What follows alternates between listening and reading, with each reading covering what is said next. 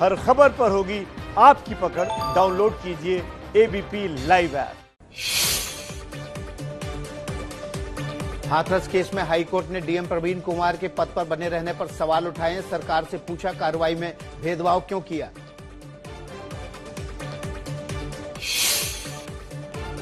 UP के DGP Awanish Awasthi से court ने पूछा, क्या एसआईटी डीएम प्रवीण कुमार की भूमिका की जांच कर रही है? तो अवस्थी ने कहा, ना। अवनीश अवस्थी ने कोर्ट को बताया, एसआईटी की पहली रिपोर्ट के आधार पर एसपी के खिलाफ कार्रवाई हुई। यूपी के एडीजी प्रशांत कुमार को कोर्ट ने फटकारा। एडीजी ने कहा था, हाथरस की पीड़िता का रेप हुआ ही नहीं। सुनवाई के दौरान डीएम प्रवीण कुमार ने कहा, चिता जलाने में केरोसिन का इस्तेमाल नहीं हुआ, हो सकता है गैलन में गंगाजल हो। डीएम प्रवीण कुमार ने कहा, अगले दिन ढांचा गिराए जाने पर फैसला होना था और प्रशासन अलर्ट पर था, इसीलिए रात में अंतिम संस्कार किया गया। डीएम ने कोर्ट को बताया, पिता की रजामंदी से रात में अंतिम संस्कार किया गया, राजनीतिक माहौल बिगड़ने का खतरा था। डीएम ने दी जानकारी। फैसले में Aligarh commissioner, ADG Agra, IG Aligarh, SP Aligarh और डीएम खुद शामिल थे। यूपी सरकार का कोई आदेश नहीं था। हाथरस केस की जांच के लिए आज दूसरे दिन भी पीड़िता के गांव जा सकती है सीबीआई। पीड़ित और आरोपी दोनों पक्षों से पूछताछ संभव। हाथरस में वारदात वाली जगह पर पहुंचकर सीबीआई ने क्राइम सीन का रिक्रिएशन किया। सीबीआई टीम के साथ कल पीड़िता के परिवार के 3 लोग भी शामिल थे। मां और भाई से हुई पूछताछ। सबूतों के लिए सीबीआई का सर्च ऑपरेशन। जहां प्रशासन ने रात को अंतिम संस्कार किया था, वहां भी पड़ताल की। गिरफ्तार पीएफआई के 4 सदस्यों से ईडी करेगी पूछताछ। मथुरा कोर्ट ने मंजूरी दी। हाथरस कांड के बाद हिंसा की साजिश का आरोप है। इलाहाबाद हाईकोर्ट में हाथरस केस में दायर जनहित याचिका पर आज सुनवाई। पीड़ित परिवार को उचित मुआवजा और सुरक्षा देने की मांग। हाथरस कांड में आज सुप्रीम कोर्ट में यूपी सरकार हलफनामा दाखिल कर सकती है। गुरुवार को होनी है सुनवाई। सुप्रीम कोर्ट ने पीड़ित परिवार और गवाहों की सुरक्षा समेत 3 मुद्दों पर जवाब मांगा है। तेलंगाना के हैदराबाद में भारी बारिश से बाढ़ जैसे हालात। चंद्रयान गुट्टा इलाके में बड़े पत्थरों के गिरने से मकान ढहा। शहर में 9 लोगों की मौत। भारी बारिश से हैदराबाद के निचले इलाके जलमग्न। सीएम के निर्देश पर हाई अलर्ट पर प्रशासन। लोगों से घरों में ही रहने की अपील।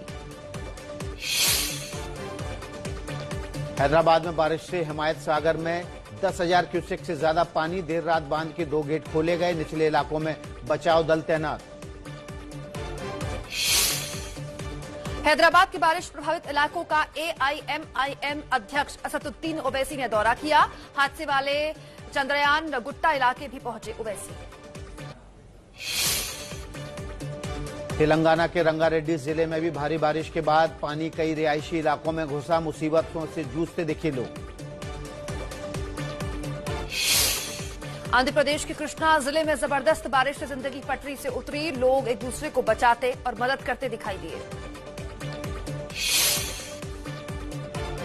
ओडिशा में भारी बारिश से 6 जिलों में बुरे हालात। गंजाम जिले में निर्माणाधीन पुल बहा। गजपति जिले में 500 से ज्यादा लोगों को शिफ्ट किया गया। मुंबई में भी बदला मौसम। कई इलाकों में जोरदार बारिश। आज से शुक्रवार तक भारी बारिश का अलर्ट जारी।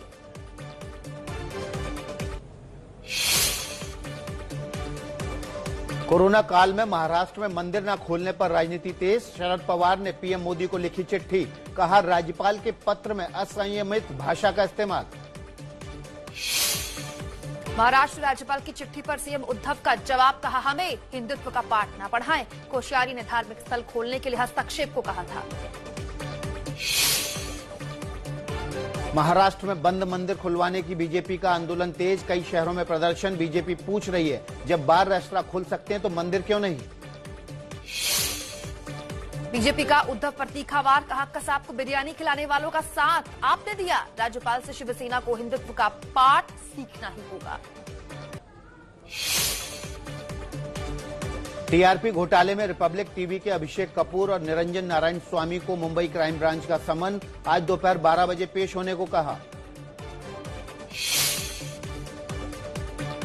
मुंबई के मलाड मावे रोड पर बीएमसी कर्मचारियों से मारपीट, बिना मास्क घूम रहे 2 लोगों से फाइन मांगा तो भड़के, मालबड़ी थाने में केस दर्ज। मुंबई में मास्क न पहनने पर अब तक 40,000 लोगों पर कार्रवाई, बीएमसी ने 1 करोड़ से ज्यादा का जुर्माना वसूला। एक्टर सोनू सूद की एक और नेक मुहिम, मां सरोज की पुण्यतिथि पर स्कॉलरशिप स्कीम लॉन्च की, आईएएस की पढ़ाई करने वालों की मदद करेंगे। बिहार के मुख्यमंत्री नीतीश कुमार आज से शुरू करेंगे चुनावी सभाएं, बांका में होगी पहली रैली। बिहार में विपक्ष के काबा के जवाब में बीजेपी ने जारी किया नया गाना, गाने के बोल हैं बिहार में ईबा, गिनाए एनडीए सरकार के काम। बिहार की चुनावी रैलियों में नहीं बरती जा रही है सावधानी, कैमूर में डिप्टी सीएम सुशील मोदी की सभा में जमकर टूटे नियम। वैशाली में गृह राज्य मंत्री नित्यानंद राय का विवादित बयान, कहा अगर महागठबंधन की सरकार बनी तो कश्मीर के आतंकवादी बिहार में पनाह ले लेंगे। आरजेडी प्रवक्ता मृत्युंजय तिवारी का नित्यानंद राय पर पलटवार, कहा आतंकवादियों का भय दिखाकर वोट लेना चाहती है एनडीए, ऐसा बयान गृह युद्ध करा देगा। कांग्रेस नेता राजीव शुक्ला का एबीपी न्यूज से खास बातचीत में बड़ा बयान, कहा लालू यादव ने जो किया वो उसकी सजा पा रहे हैं। आरजेडी नेता तेजस्वी यादव आज पर्चा भरेंगे, राघोपुर से चुनाव लड़ रहे हैं तेजस्वी यादव। राघोपुर में शिक्षक निर्वाचन के एनडीए उम्मीदवार देवेश चंद्र ठाकुर की गाड़ी को लोगों ने घेरा, जमकर नारेबाजी की, प्रचार के लिए पहुंचे थे ठाकुर। बीजेपी के बाद अब जेडीयू ने बागी नेताओं के खिलाफ कार्रवाई की, 16 नेताओं को 6 साल के लिए पार्टी से निष्कासित किया। बिहार में बीजेपी के खिलाफ जेडीयू के बागी नेताओं ने ताल ठोकी, लालगंज से बाहुबली मुन्ना शुक्ला तो बैकुंठपुर से मंजीत सिंह मैदान में उतरे। बीजेपी से निष्कासित रामेश्वर चौरसिया का बड़ा आरोप, पार्टी को टिकट ही बेचना था तो एक बात कर लेते। गया के किसानों ने चुनाव का मुद्दा उठाया, अक्षय तृतीया के दौरान उम्मीदवारों का ध्यान खींचने के लिए खेतों में पुतला जलाया, पुतला रखा और ऊर्जा की मांग की। दिल्ली में 11 दिन बाद कोरोना के 3000 से ज्यादा नए केस, 24 घंटे में 45 मरीजों की हुई मौत, लेकिन रिकवरी रेट 91% से ज्यादा। दिल्ली के बाड़ा हिंदूराव अस्पताल में डॉक्टर्स की हड़ताल का 10वां दिन, 4 महीने से वेतन न मिलने से है नाराज, ताली और थाली बजाकर विरोध कर रहे हैं। डॉक्टरों की हड़ताल और सैलरी विवाद के बीच दिल्ली का बाड़ा हिंदूराव अस्पताल नॉन कोविड अस्पताल घोषित, दिल्ली सरकार ने निकाला आदेश। दिल्ली में नानक प्याऊ गुरुद्वारे के पास सीएनजी पंप के सामने खड़े एक परिवार के 3 बच्चों को ऑडी कार ने कुचल डाला, 2 बच्चियों की मौत, बच्चे की हालत गंभीर। सीमा पार से भारत में घुसपैठ की फिराक में 250 आतंकी, खुफिया एजेंसियों का इनपुट, सेना ने कहा हर साजिश को नाकाम करेंगे। खत्म हुई पीडीपी अध्यक्ष महबूबा मुफ्ती की नजरबंदी, जम्मू कश्मीर में अनुच्छेद 370 हटने के 14 महीने बाद रिहाई, परसों प्रेस कॉन्फ्रेंस करेंगी। पंजाब के किसान संगठनों की आज केंद्र सरकार से होगी बात, नए कृषि कानून को लेकर कृषि सचिव से मिलेंगे, दिल्ली में आ रही किसानों की 7 सदस्यीय कमेटी। किसान रेल से फल सब्जियों की ढुलाई पर 50% सब्सिडी का ऐलान, इसके लिए पहले किश्त के रूप में रेलवे को 10 करोड़ रुपए मिलेंगे।